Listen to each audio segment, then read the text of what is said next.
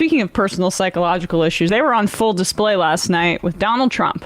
We're going to spend a good amount of time before we get to our guest here, Corbin Addison, speaking about the unmitigated disaster that was the CNN Trump Town Hall last night. Trump Hall. It's it, yeah. To Trump Hall. It's Trump Town and Trump Hall. I am the mayor. Excuse me. So here's an ancient history lesson. In 2016, after the network CNN continued to run Trump rallies and his empty podium uninterrupted, waiting with bated breath for the next crazy thing that he was going to say, not covering Bernie Sanders rallies, for example, but covering anything that Trump did, any event that he held, with completely breathlessly. Jeff Zucker, who was the head of CNN at the time, admitted that it was a, quote, mistake to have the coverage constructed in the way that they did. Yeah, because he wants to get invited to parties. Right. Well, and in 2016, that's what he had to say to get invited to parties. Right. And they were just allowing him to spew whatever lies he wanted via their network by just airing his rallies without... was that presidential? Exactly. And Zucker's no longer at the network 6-7 years later after he made that statement. Now it's Chris Licht, formerly of the Stephen Colbert CBS show. He is repeating Zucker's mistake so brazenly that it has to be deliberate, frankly. And there's been a lot of talk and rumors about CNN pushing itself towards the right deliberately. Now, I don't think Don Lemon is left wing, but that was what he stated was part of the reason for his firing. And I do see that there's enough smoke out there from people who've left the network who are more critical of Trump. Harwood, Brian Stelter, who had some interesting intel from the meeting after this town hall, which we'll get to in a bit. But that this is a deliberate rightward shift for the network, that they're attempting to take a slice of the Fox News pie. So I'm starting to believe that where there's smoke, there's fire. And this is one of their latest moves in that vein. Now, a lot of people at CNN are not happy about this. They were sending out anonymous quotes to the media, to Justin Baragona of the Daily Beast, to the Washington Post media reporters, calling it awful, we're going to get crushed, a disaster. But this is coming from the top, clearly. And we're going to play a bunch of clips from this here. But I'll just say, Kaitlan Collins, I think, did very poorly. She started off better with the election lies. But, you know, she is a Daily Caller reporter. That's how she got her start, ranking the hotness of Syrian refugees for Tucker Carlson's website. That should be instructive, that they're trying to platform a clearly conservative-leaning reporter in this area. And she's most likely going to get the primetime evening slot. Exactly. Next, so yeah. This is, again, another piece of evidence here. Grooming like a... Well, I mean, sorry, that word has gotten a new connotation now, but they're... Like the original version of the grooming. Exactly. Yeah, right. For a plum position. Yeah, exactly. Like, and you always do it with somebody that you know is on your side, and then you make them look like something semi-respectable. Exactly. And cable news has done this for a long time. I mean, like even always from the right.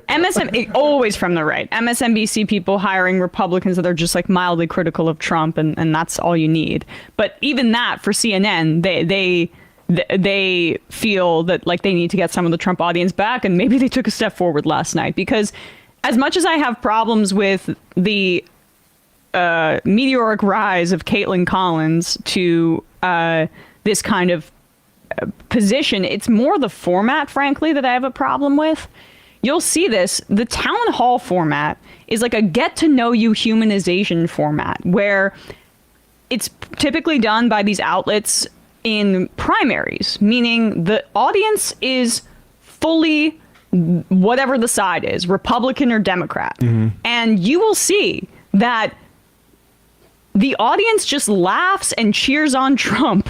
And that has the effect of portraying to the people watching it that he has popular support behind those lies. Yeah, and CNN's aware that the audience is part of the product here. And it's not just an accident. It's you do this and it is stated this way. You haven't seated it half with people who are very upset about, like, say, January 6th, for instance. Speaking of January 6th, that was part of the discussion last night. Here is the first clip we'll play for you. Trump was asked, this is at the start of the town hall, where Kaitlan Collins was a little more aggressive about the election lies. And this was just a part of the many lies that he told last night. President Trump, thank you for your time here tonight. We got a great crowd here in New Hampshire, a lot of voters with a lot of questions about what your 2024 term would look like, what another Trump term would look like. We'll get to the voters shortly, but your polls show that you are dominating the Republican race right now, but you are also under active federal investigation for trying to overturn the 2020 election results. Your first term ended with a deadly riot at the Capitol, and you still have not publicly acknowledged the 2020 election results. Why should Americans put you back in the White House? Because we did fantastically. We got 12 million more votes than we had in, as you know, in 2016. I actually say we did far better in that election. Got the most that anybody's ever gotten. But not the majority or the Electoral College. This isn't like in Mario Kart where you run against your previous best time. You're running against another opponent, and just because you did better than you did last time, he did much better than the person you ran against last time, because in part, like how everyone hated you are. Yeah, there was low turnout in 2016 because people did not like Hillary Clinton. There was higher turnout in 2020 because people hated you so much. I'd be my ghost, but got 12 million more votes than we had in, as you know, in 2016. I actually say we did far better in that election. Got the most that anybody's ever gotten as a sitting president of the United States. I think that when you look at that result and when you look at what happened during that election, unless you're a very stupid person, you see what happens. A lot of the people in this audience, and maybe a couple that don't, but most people understand what happened. That was a rigged election, and it's a shame that we had to go through it. It's very bad for our country. All over the world, they looked at it. And they saw exactly what everyone else saw. You look, even if you just look recently with the 51 intelligence agents, that made a 16-point difference. If you look at the FBI, and Twitter, they call it Twitter files, made a big difference. There we go. If you look at Mr. President, thanks for what you Taibbi. just said there, though. It was not a rigged election. It was not a stolen election. You and your supporters lost more than 60 court cases on the election. It's been nearly 2.5 years. Can you publicly acknowledge that you did lose the 2020 election? Let me just go on. If you look at True the Vote, they found millions of votes on camera, on government cameras, where they were stuffing ballot boxes. So with all of that, I think it's a shame that what happened. I think it's a very sad thing for our country. I think it's a very sad thing, frankly, for the world, because if you look at what's gone to our country has gone to hell. Our borders are bad. Our military has been bad. Great job by Collins. You look at the taxes, you look at inflation, what's happened to inflation. It's just destroying our country. All right, so that was really that's literally the beginning of it. And just to give you some context, guys, on True the Vote. I was about to say True that, the Vote, the voter integrity organization, where two of their leaders of that organization were literally put in jail by a federal judge for acting in contempt of court, like in October of last year. So even bringing up True the Vote, and they just hired the underpinning of his evidence should tell you something right out the gate. And they just hired a QAnon influencer to do their radio show for True the Vote. So, this is the kind of waters that we're swimming in here. He goes on to lie about how he tried to get the National Guard on January 6th. There's more where he talks about how it's a beautiful day.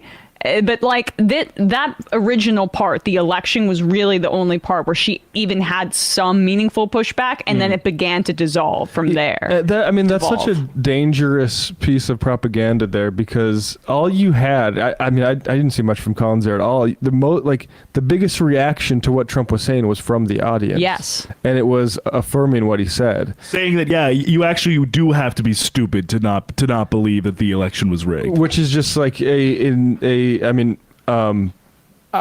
malpractice by Collins and CNN to let that go out. Well, I mean, and I'll also say that what her focus seemed to be was to pin him down on specific policy proposal that he wants to do, as opposed to in real time, like calling him out on his lies. But at the same time, part of me wants to say we need to have a conversation about not just fact checking, because I think there's a lot of hubris that the media assigns to their role in fact checking.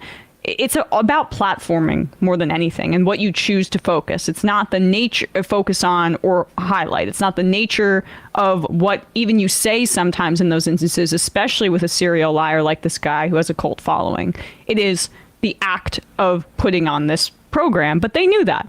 They knew they would get big ratings here. The thing is, like, it's the program, and it's like this would have been, I think, worthwhile television if Collins was prepared to stay on that point for the entirety of the thing. If Trump wouldn't relent on that and actually be a journalist and stand up for the truth on the matter, rather than just let him filibuster and but instead they have business to get to. We need to talk about all this other stuff. We need to talk to Trump about. We got all these other subjects in the clips. And later on, about the election stuff, he literally says to her, like, I actually don't think you're too smart to actually believe that the election wasn't rigged, but you have an agenda because you work for CNN. Right. So it's like all of it comes back to being like, even if you're saying it, you're a liar. I'm not lying, and you're either an idiot or a mark if you are saying what is actually true. Well, part of what they also wanted to get to, again, at the expense of actually like nailing him on something, is the fact that just days ago he was found liable in a sexual abuse and defamation case. And honestly, the way E. Jean Carroll's lawyer should bring a second defamation case in this instance, because just within days, this is what Trump is saying about her. And good job, CNN, putting a sexual abuse victim on display here for jeers from a right-wing base. Usually you leave office, you say, I'm sorry, but I'm going back home. I'm back home to my family and everything. I'm going to be resigning. My poll numbers went up, and they went up with the other fake charge, too. Because what's happening is they're doing this for election interference. This woman, I don't know her. I never met her. I have no idea who she is. I had a picture taken years ago with her and her husband, nice guy, John Johnson. He was a newscaster, very nice man. She called him an ape. Happens to be African American. Called him an ape. The judge wouldn't allow us to put that in. Her dog, or her cat, was named Vagina. The judge wouldn't allow to put that in. All of these things. But with her, they can put in anything. Access, this Hollywood. This was a jury of 9 people who found you liable of sexual abuse. Do you think that will deter women from voting for you? No, I don't think so, because I think the whole thing, just so you understand, ready? Ready. I never met this woman. I never saw this woman. This woman said, I met her at the front door of Bergdorf Goodman, which I rarely go into other than for a couple of charities. I met her in the front door. He doesn't do his own shopping. She was about 60 years old, and this is like 22, 23 years ago. I met her in the front door of Bergdorf Goodman. I was immediately attracted to her, and she was immediately attracted to me. And we had this great chemistry. We're walking into a crowded department store. We had this great chemistry, and a few minutes later, we end up in a room, a dressing room of Bergdorf Goodman, right near the cash register.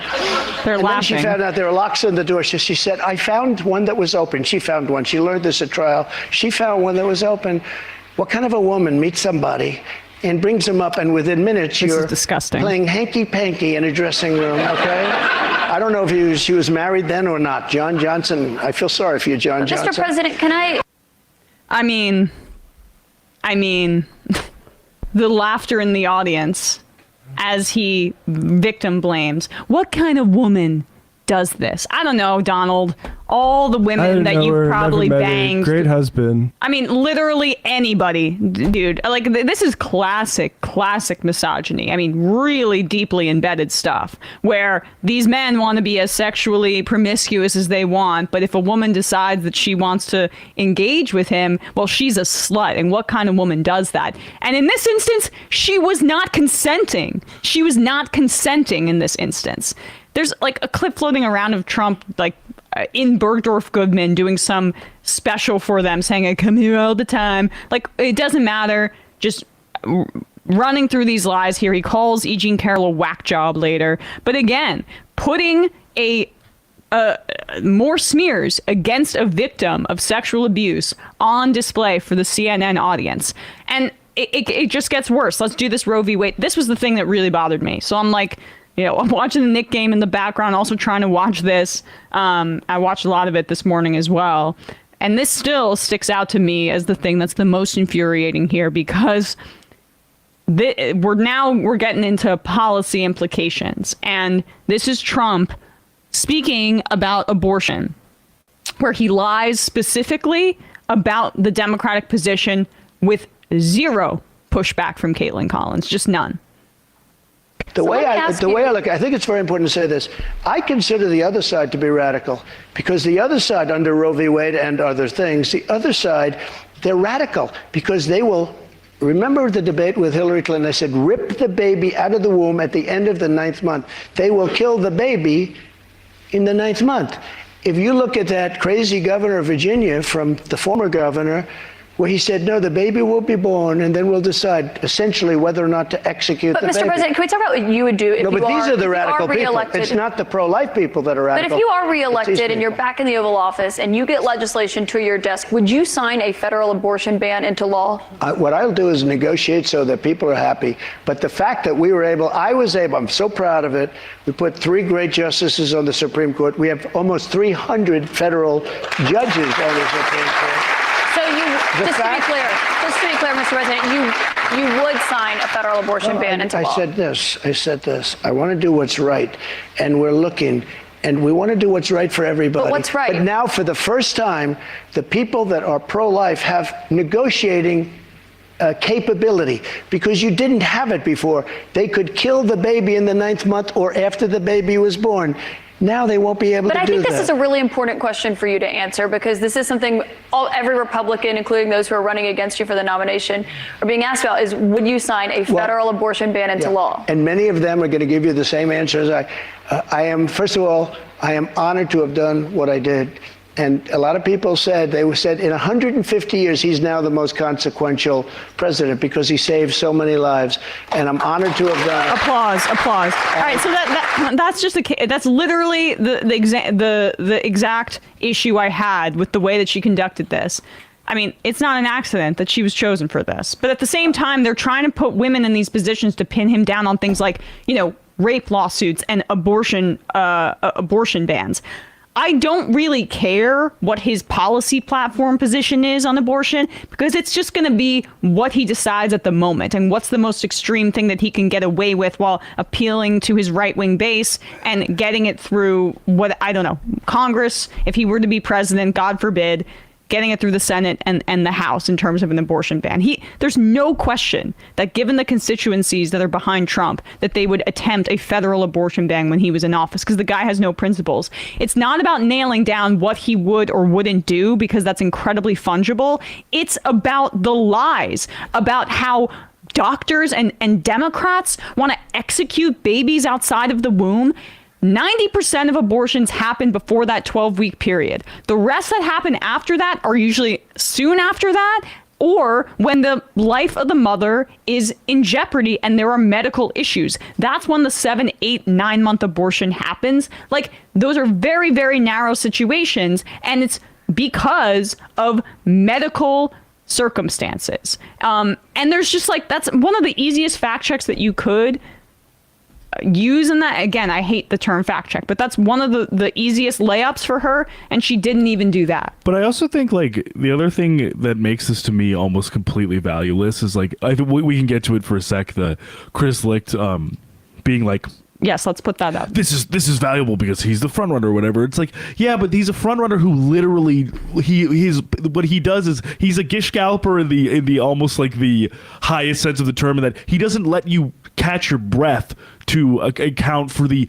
500 false things that he said. If you actually wanted to do a comprehensive fact check or whatever, or annotate his remarks, the entire thing, as Matt said, it would take you all day. There's no value to this being an hour of him going through issues and lying about every single thing that he's saying. Well, there's value from ratings. That's what it is. That's fundamentally. Let's pull that up. I think you're a major network, and and you should have like the guy on. But like, there's this Ben Rhodes quote, and we'll get this Stelter here. But Ben Rhodes, former Obama, I believe, foreign policy guy. Most of the outlets are reporting on world events from Washington. The average reporter we talk to is 27 years old, and their only reporting experience consists of being around political campaigns. It's a sea change. They literally know nothing. I looked at Kaitlan Collins' Wikipedia to try to figure out she's 31. Why a corporation of CNN's caliber would put someone like her in this position, and there's no like real rationale for that besides just like they'd like having somebody like I don't honestly like why there's nobody in your stable of journalists that can do a better job on this than Collins, because she was not competent here. No, she wasn't, and I think that the friendly nature of it, the pushback, but within narrow confines, was the point. Even though he repeatedly called her nasty, I mean that's his go-to for any woman that bothers him. But this is what Stelter, who has recently been let go from CNN, as again part of their clear rightward shift here, says Chris Licht, the new head of CNN, begins CNN's 9 a.m. editorial call by praising Kaitlan Collins for her masterful performance last night. He says, quote, "I couldn't be more proud of her and the whole team in New Hampshire." Then he says he's aware of the backlash, more to come. Stelter continues, the quote from Licht here. "You do not have to like the former president's answers, but you can't say that we didn't get them," Licht tells staffers. Who cares about the answers? On the campaign trail too. Good, you guys got the lies. Incredible. Many of whom are angry about the town hall. The staffers, as I mentioned, have been upset. Kaitlan pressed him again and again and made news. Made a lot of news, and that is our job. Pressed him, like, be specific. Name a specific time you're proud of. Yeah, I mean, your job is not to make news. It's about well, I guess, reporting the news. Now you guys are the news that people are reporting on. While we all may have been uncomfortable hearing people clapping, that was also an important part of the story, Licht adds, because those folks represent, quote, a large swath of America, and the media screwed up by missing that part of the story in 2015, 2016. Oh, fuck off. Yeah. I mean, and lauding that kind, again, as if Licht has any idea about the kind of America that he's opining about there. Covering Trump is, quote, tricky and messy, Licht says, and it will, quote, continue to be messy and tricky, but it's our job. He confidently says, America was served very well by what we did last night. Many CNN employees strongly disagree. And the media is complicit in this too. The Hill, Kaitlan, all the headlines, or a lot of them, are supportive of Collins, or make it like Trump snaps at CNN's Kaitlan Collins. You're a nasty person. New York Times, Kaitlan Collins in a white suit takes on Trump. Oh yeah, we get it. The callback to Hillary. But that's what it was. But the other stuff of this, all of it, as you say, Em and Matt, it's all of this it's me. All of it becomes media critique. All of it becomes a self-fulfilling prophecy. We're promoting Kaitlan Collins. Let's put her in this position so she debates Trump, and then we tell everyone on staff. We issue a press release. Kaitlan Collins did great. Kaitlan Collins did great against Trump. Now she's the 9 p.m. anchor. All of this stuff has one way or another a profit motive and a motive to platform, to make CNN the news. To not actually report on anything is to make CNN the center of the story, because nothing else in this business is profitable. There's literally zero other profit element besides making the fucking corporation the story. Yeah, I mean, you're right. You're right.